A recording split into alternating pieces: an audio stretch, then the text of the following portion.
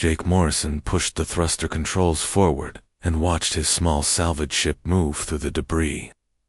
Field known as the Zarian Graveyard, the metal pieces floated in the darkness of space.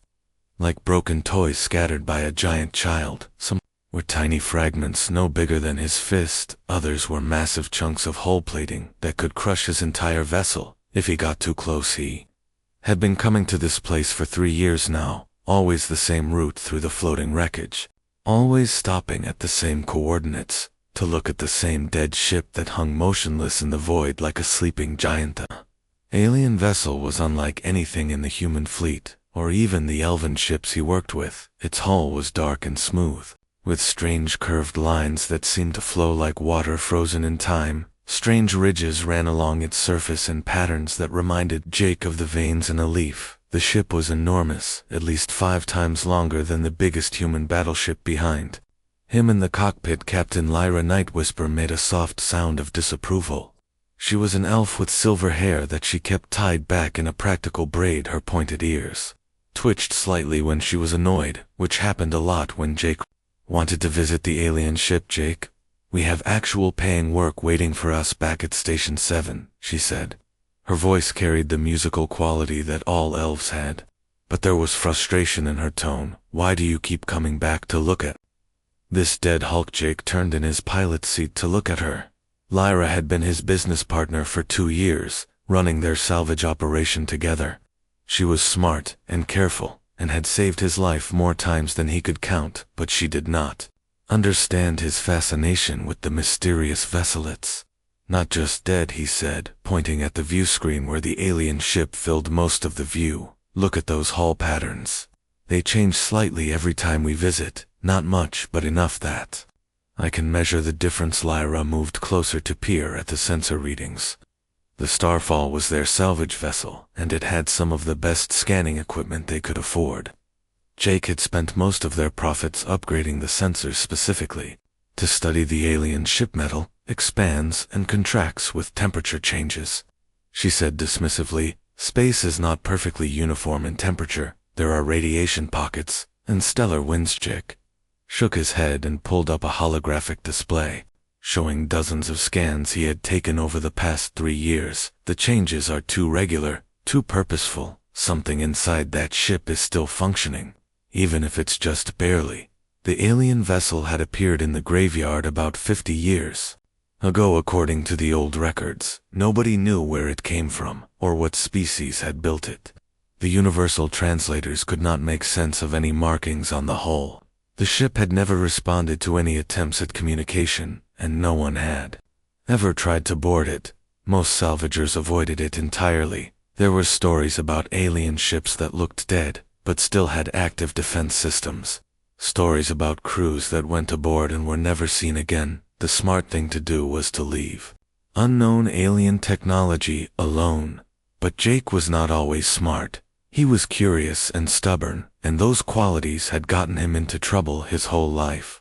They had also made him one of the best salvage operators in the Outer Rim territories. He could spot valuable equipment in a debris field that others would pass by. He could repair systems that other people said were hopeless. The alien ship called to him in a way he could not explain. Every time he looked at it, he felt like it was waiting for something, like it was sleeping instead of dead. "Today feels different," he said as he maneuvered the Starfall closer to the alien vessel.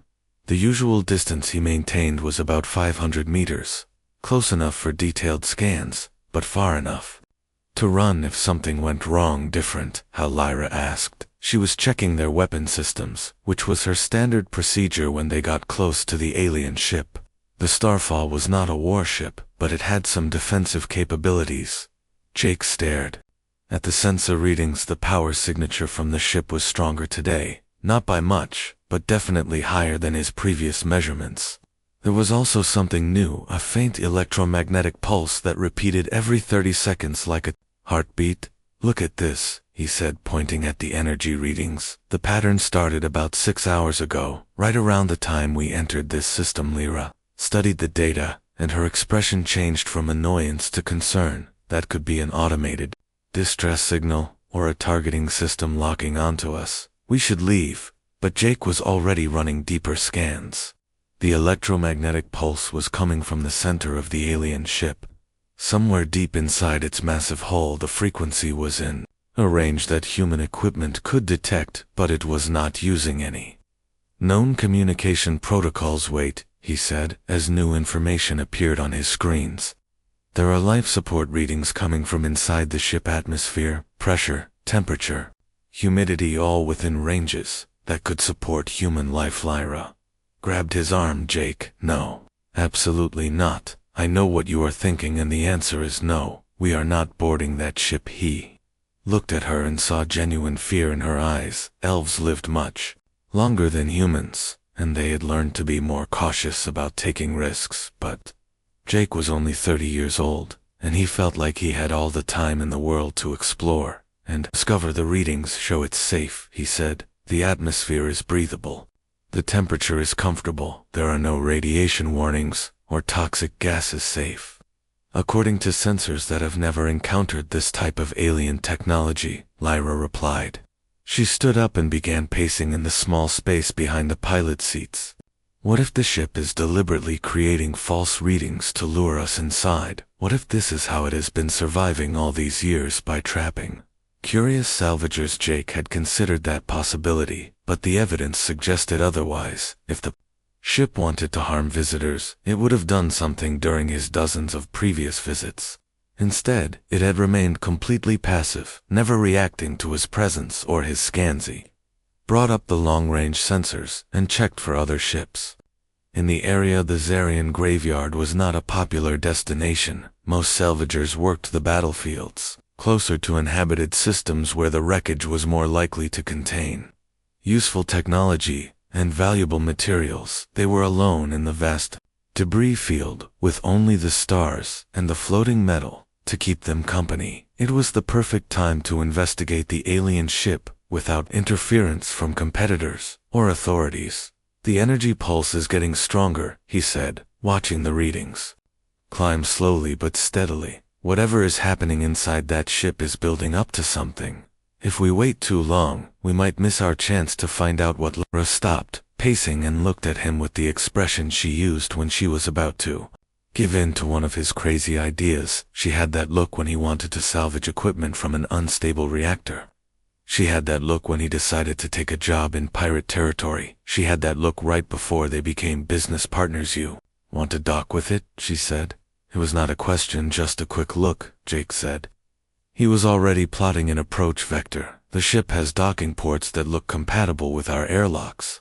We go in, take some readings, maybe grab a few samples and leave. If anything seems dangerous, we back out immediately. If we do this, we follow my safety protocols, Lyra said. Environmental suits, full-time weapons ready.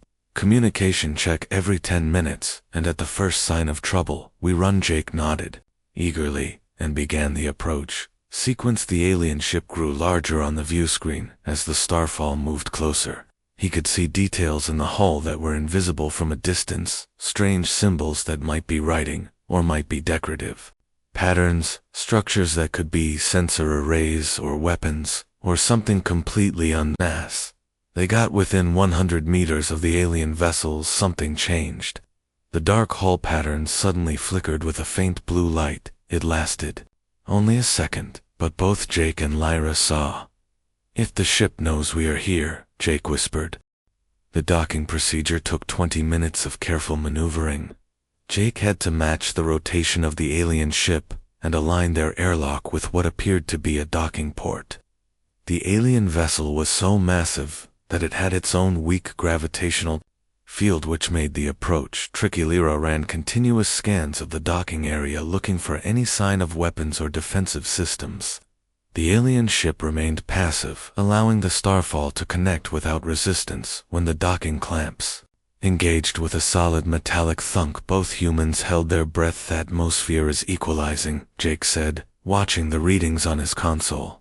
The alien ship is providing standard human breathable air mixture. Temperature is 20 degrees, which is comfortable. Gravity appears to be about 90% of Earth normal. Lyra was already putting on her environmental suit despite the good atmospheric readings.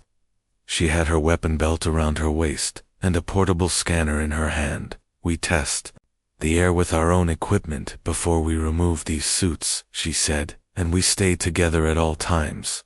Jake put on his own suit and ran through the standard safety checklist. The environmental suit would keep him alive for 6 hours if the alien atmosphere turned out to be hostile. It also had built-in communication systems and emergency medical supplies. They opened the airlock door and stepped into the alien ship. The corridor beyond was unlike anything Jake had ever seen. The walls curved smoothly upward, meeting at a point about 3 meters overhead. Strange panels lined the walls, glowing with a soft blue light that provided gentle illumination. The floor felt solid under their feet, but it had a slightly springy quality, like walking on thick carpet. The air that came through their suit filters smelled clean and fresh, with a faint metallic temps that might have been the ship itself. Which way? Jake asked. The corridor stretched in both directions, disappearing into darkness beyond the range of their lights. Lyra consulted her portable scanner and pointed to the left. Stronger energy readings in that direction. Probably the main power source or control center. They walked slowly through the alien corridors, taking readings and recording everything with their suit cameras. The walls were covered with symbols that looked like writing, but the universal translator could not make sense of them. Some of the symbols seemed to shift and change as they watched. After 10 minutes of walking, they reached a junction where several corridors met. In the center was a circular chamber with a raised platform. Jake was about to suggest they explore one of the other passages when a voice spoke from behind them. "You are not supposed to be here." Both Jake and Lyra spun around to see a human woman standing in the corridor they had just walked through. She was young, maybe 25 years old, with brown hair and wearing a standard research outfit. Her equipment belt held scientific instruments instead of weapons. "Who are you?" Lyra demanded, raising her scanner like it was a weapon. "How did you get aboard this ship?" The woman held up her hands to show she meant no harm. "My name is Zara Quinn. I am a xenarchaeologist. I have been studying this ship for the past 4 months. 4 months, Jake said. "You have been living here for 4 months. Why have we never detected your ship?" "Because I do not have a ship," Zara said. "I came here as part of a research expedition. The ship I arrived on was destroyed in an accident. I have been stranded here ever since." Lyra was scanning Zara with her portable equipment.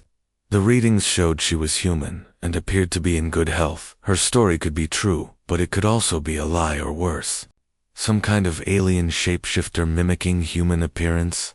"How have you survived?" Jake asked. 4 months alone on an alien ship with no supplies. "The ship provides everything I need," Zara said. "Food, water, clean air. The environmental systems are incredibly advanced. They seemed to activate when I first came aboard, almost like the ship was waiting for someone." She gestured for them to follow her down one of the corridors. "Come with me. I want to show you something amazing. You need to understand what this ship really is." Jake looked at Lyra, who nodded slowly. They followed Zara deeper into the alien vessel, through passages that grew more elaborate and beautiful as they progressed.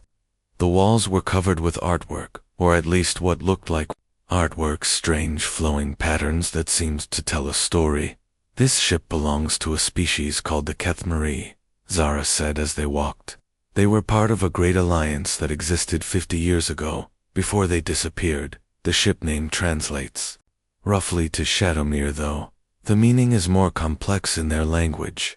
"How do you know their language?" Jake asked. "I do not know all of it," Zara admitted, "but the ship has been teaching me. The artificial intelligence system is still active, and it has been very helpful." They entered a large circular chamber with a domed ceiling. The walls were covered with star maps, and what looked like historical records. Holographic displays showed alien worlds and space battles. In the center of the room stood a tall figure that appeared to be made of light. Jake stopped walking and stared at the hologram. It was clearly alien, with elongated limbs and a graceful neck. The face was beautiful in an otherworldly way, with large eyes that seemed to hold ancient wisdom. The figure was translucent and glowed with soft blue light. "This is Velshara," Zara said. "She is the ship artificial intelligence, but she is much more than that. She contains the memories and knowledge of her entire species, the holographic.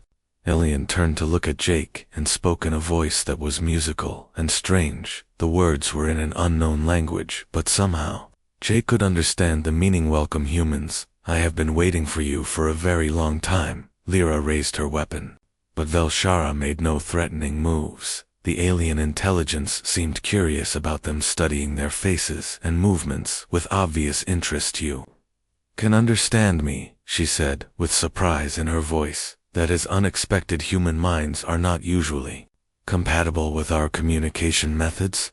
How long have you been waiting? Jake asked. He found himself stepping closer to the hologram despite Lyra's attempts to hold him back. 50 years, Velshara replied, since the Great War ended, and my people chose to sleep rather than face extinction. But you humans are different. You do not give up so easily. You explore and discover and refuse to be defeated.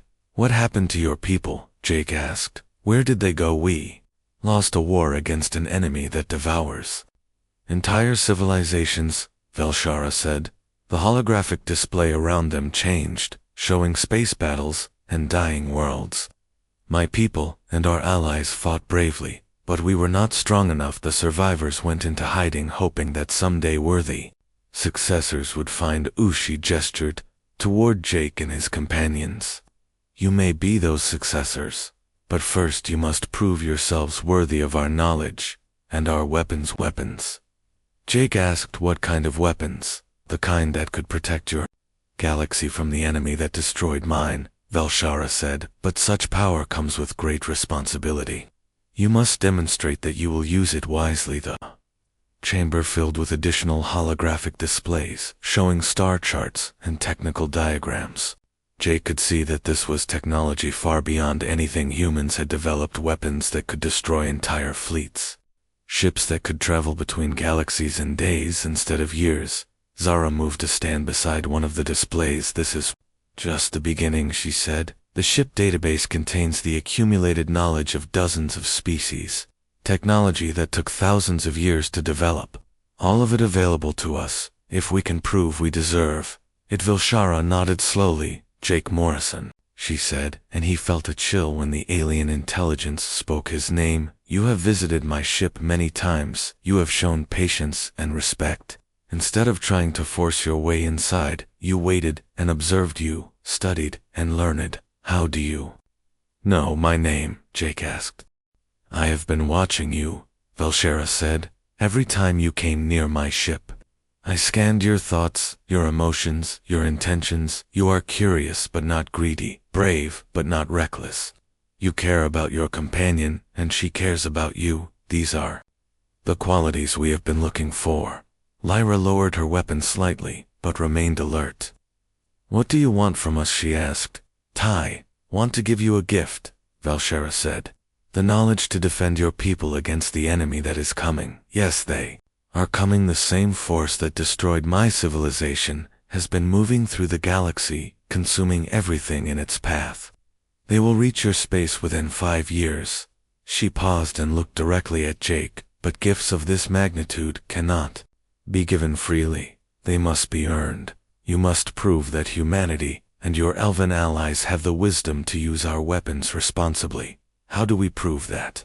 Jake asked. By passing my tests, Velshara said. By showing me that you will not become the very thing you seek to fight against. By demonstrating that power will not corrupt you as it has corrupted so many others. The holographic displays changed again, showing images of different species. Some looked noble and wise, others appeared twisted and evil. Many have come seeking our knowledge, she continued. Most failed the tests. Some passed the initial trials but failed when faced with real power. Only the worthy will receive the full legacy of the Kethmora. Jake looked at Zara, and then at Lyra.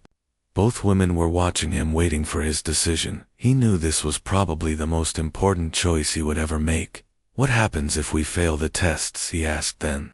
You leave and never return, Velshara said, and your galaxy faces the coming darkness without our help. And if we succeed, then you become the guardians of everything we once protected. The responsibility will be enormous, but so will the power to fulfill it. Jake took a deep breath. I accept, he said. "We will take your tests." Velshara led them through corridors that Jake had not seen before. The alien ship was much larger than he had imagined, with sections that seemed to exist in impossible spaces. Rooms opened into chambers that were bigger than they should have been based on the external hull dimensions. "The first test is knowledge," Velshara said as they walked. "You must understand what you will be fighting before you can hope to defeat it." They entered a vast chamber that contained what looked like a museum. Holographic displays showed alien creatures and technologies from dozens of different species. The walls were lined with actual artifacts, weapons, and tools from civilizations that had existed thousands of years ago. "This is the Hall of Memory," Zara explained. "I have been studying these records for months. Each display represents a different species that fought against the Devourers. Most of them lost." Jake moved to examine one of the displays. It showed a race of tall blue-skinned aliens with 4 arms. They had built cities that floated in the clouds of gas giants, and developed technology that could manipulate gravity. The holograms showed their final battle as their floating cities fell from the sky, consumed by dark entities that seemed to eat light itself. "The Devourers are not like other enemies," Velshara said. Her form appeared beside Jake as he studied the display. "They do not want territory or resources. They consume the essence of life itself. They feed on the energy that gives consciousness to living beings." "What does that mean?" Jake asked. "It means they do not just kill." Velshara replied. "They erase. They consume the souls of entire species, leaving nothing behind, not even memories. The civilizations they destroy are forgotten, as if they never existed." Lyra was examining another display that showed a species of crystal beings who lived in the hearts of stars. Their technology was based on stellar manipulation, and they could cause suns to go supernova as weapons. Even they had fallen to the Devourers. "How many species did they destroy?" Jake asked, looking around at the hundreds of displays in the hall. "We stopped counting after the first 1,000, Velshara said. "The war lasted for 300 years and covered half the galaxy. By the end, we were not fighting to win anymore. We were fighting to delay the inevitable." Shay gestured to a massive display in the center of the hall. It showed a star map with areas of darkness spreading across the galaxy like an infection. The Devourers moved in waves, consuming everything in their path. They left dead systems behind them, empty space where entire civilizations had once thrived. Zara moved to stand beside the central display. "According to these records, the Devourers are not originally from this galaxy," she said. "They came from somewhere else, following paths between galaxies that we still do not understand. They may have consumed dozens of other galaxies before reaching ours." Jake studied the progression of the dark areas on the star map. The pattern was systematic, like a plague spreading from world to world, system to system. The Devourers did not seem to move randomly. They followed specific routes that connected the most populated areas of the galaxy.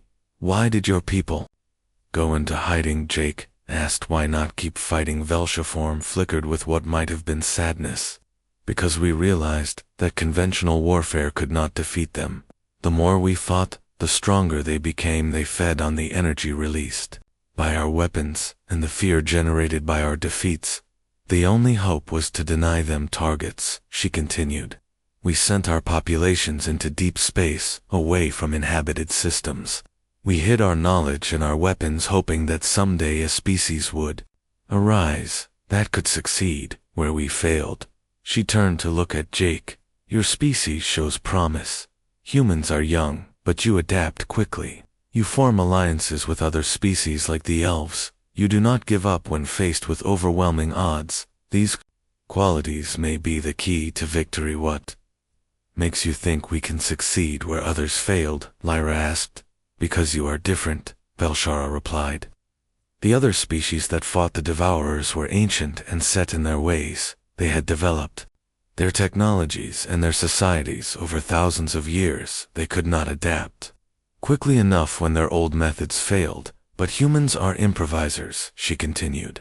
"You take existing technology and modify it in unexpected ways. You combine ideas from different sources to create new solutions. You are not limited by the assumption that things must be done the way they have always been done. Jake moved to examine more of the displays. Each one told the story of a different species that had fallen to the devourers. He saw patterns in their defeats. Most had tried to fight using their greatest strengths, their most advanced weapons, their most sophisticated defenses, their most organized military structures. All of it had failed because the devourers adapted to whatever was used against them. They learned from each encounter, becoming more effective at countering the tactics and technologies they faced. There has to be something that works, Jake said. Some weakness we can exploit there, as Velshara said, but it requires a level of cooperation that has never been achieved before. The devourers' strength comes from their ability to consume and adapt. They become stronger by feeding on the energy of their enemies. But what if that energy was turned against them? She continued. What if instead of trying to destroy them from the outside, we found a way to make them destroy themselves from within? She activated a new display that showed complex diagrams and equations. The mathematics were beyond Jake's understanding, but he could see the basic concept. It involved using the devourer's own feeding process against them. This is the convergence protocol, Velshara explained. The combined knowledge of every species that fought the devourers, refined into a single strategy. It requires technology from dozens of different civilizations working together in perfect harmony, and it requires pilots with the flexibility to adapt when the unexpected happens, she added, looking directly at Jake. Which is why humans may be the key to making it works. Sarah moved closer to study the technical diagrams. The protocol calls for a coordinated strike using weapons from multiple species, she said. But not to destroy the devourers directly. Instead, we would overload their feeding process, force them to consume more energy than they can handle. Like forcing someone to eat until they explode, Jake said. Understanding the concept exactly, Velshara confirmed. But the timing must be perfect, and the coordination must be flawless. One mistake, and the devourers would adapt to the new strategy, making it useless. She paused, and her holographic form seemed to solidify slightly. This brings us to your second test, she said. You must prove that you can work with technology you do not fully understand. You must show that you can adapt and improvise. When your original plans fail, the chamber around them began to change. The museum displays faded and were replaced by what looked like a starship bridge. The controls were alien, but somehow familiar, as if they had been designed with human ergonomics. In mind, this is a simulation of a Kethmari command center, Velshara said.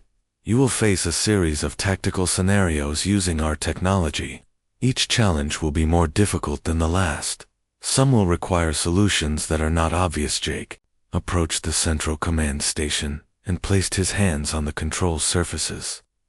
The alien technology responded to his touch, and information began flowing directly into his mind. He could see tactical displays showing enemy positions, friendly forces, and available weapons. The first scenario began immediately. Jake found himself commanding a small fleet facing a much larger enemy force. The traditional strategy would be to engage with maximum firepower, but as soon as he tried that approach, the enemy adapted, and his forces were quickly overwhelmed. He tried different tactics, using speed and maneuverability to avoid direct confrontation. But again, the enemy learned from his actions and countered his strategies. The simulation reset each time he failed, giving him another chance to find a solution. Lyra and Zara watched as Jake struggled with the alien controls. His human perspective was both an advantage and a disadvantage. He could think of solutions that the original Kethmari designers had not considered, but he also lacked their deep understanding of the technology. After dozens of attempts, Jake finally found an approach that worked. He used the enemy's strength against them by making them think they were winning when they concentrated their forces for a final attack. He used a tactic he had learned from human military history. He retreated to draw them into a trap, then struck at their weakened rearguard. The simulation ended with victory, and Velshara nodded approvingly. You are beginning to understand, she said. The key is not to fight the way your enemy expects. Instead, you must make them fight the way you want them to. The scenarios continued, growing more complex with each iteration. Jake learned to use alien weapons and defensive systems that operated on principles he barely understood. But gradually he began to see the patterns and connections that made the technology work. Hours passed as Jake worked through the challenges. Lyra and Zara took turns at the controls. Learning to coordinate their actions with his, they discovered that the alien technology responded better when multiple minds worked together, sharing the mental load of controlling complex systems. Finally, Velshara called a halt to the testing. "You have done well," she said, "but this was only the beginning. The real tests will be much more difficult, and the consequences of failure will be permanent." She gestured around the command center. "This ship contains weapons that could destroy solar systems, and defenses that could protect entire civilizations. But such power must be earned through trials that will test not just your skills, but your character. Are you ready to proceed?" she asked, "or do you wish to leave now, while you still can?" Jake looked at Lyra and Zara. Both women nodded their readiness. "We are ready," he said. "Tell us what we must do." The chamber transformed one final time. The testing equipment disappeared, and the walls became transparent, revealing the vast expanse of space beyond. Jake could see the debris field where they had started their journey, but now it looked different. The scattered wreckage was glowing with faint energy signatures. Velshar appeared before them, but her holographic form was more solid now, more real than it had been before. She looked at each of them in turn, studying their faces as if memorizing their features. "You have passed 2 trials," she said, "but the third and final test is the most important. It will determine not just whether you are worthy of our legacy, but whether you can bear the responsibility that comes with it." "What kind of responsibility?" Jake asked. "The responsibility of becoming the guardians of all life in this galaxy," Velshara replied. Her voice carried the weight of eons. "The Kethmari and our allies did not just fight the Devourers. We protected thousands of species. We preserved knowledge. We maintained the balance between order and chaos." She gestured toward the transparent walls, "and the space beyond. Our weapons can destroy stars, or create them. Our technology can move planets, or split them in half. Our knowledge includes the secrets of life and death itself." Jake felt a chill as he realized the magnitude of what was being offered. This was not just about fighting an enemy. This was about inheriting the role of galactic protectors from a species that had held that responsibility for thousands of years. "The final test is simple in concept, but devastating in its implications," Velshara continued. "You must prove that power will not corrupt you, that you will use our gifts wisely, and for the benefit of all, rather than for your own gain." "How do we prove that?" Lyra asked. "By facing temptation in its purest form," Velshara replied, "by being offered everything you have ever wanted, and choosing to give it up when necessary." The chamber filled with holographic displays, showing scenes from Jake past. He saw his childhood on a colony world, where resources were scarce and opportunities were limited. He saw his early years as a salvager, struggling to make enough money to keep his ship running. But then the scenes changed, showing alternate versions of his life, where things had gone differently. Jake, with unlimited wealth, commanding vast fleets of ships. Jake, as the ruler of entire star systems, with billions of people following his orders. Jake with the power to reshape civilization according to his own vision. "All of this can be yours," Velshara said. "Our technology could make you the most powerful human who has ever lived. You could end poverty and war throughout human space. You could force peace on those who refuse to cooperate. You could create a perfect society under your guidance." The images were seductive. Jake could see himself solving problems that had plagued humanity for generations. He could eliminate crime and disease and suffering. He could make decisions that would benefit everyone, whether they agreed with those decisions or not. Similar visions appeared for Lyra and Zara, showing them their deepest desires fulfilled. Lyra, commanding fleets of elven ships, exploring unknown regions of space. Zara, with access to all the archaeological treasures of a dozen Extinct civilizations making discoveries that would revolutionize science, but power without restraint becomes tyranny, Velshara warned. Even the best intentions can lead to oppression when backed by overwhelming force. Many of the species we fought against, the Devourers, started as noble civilizations. They sought to impose their version of perfection on others, and became the very evil they originally opposed. Jake stared at the visions of power and glory.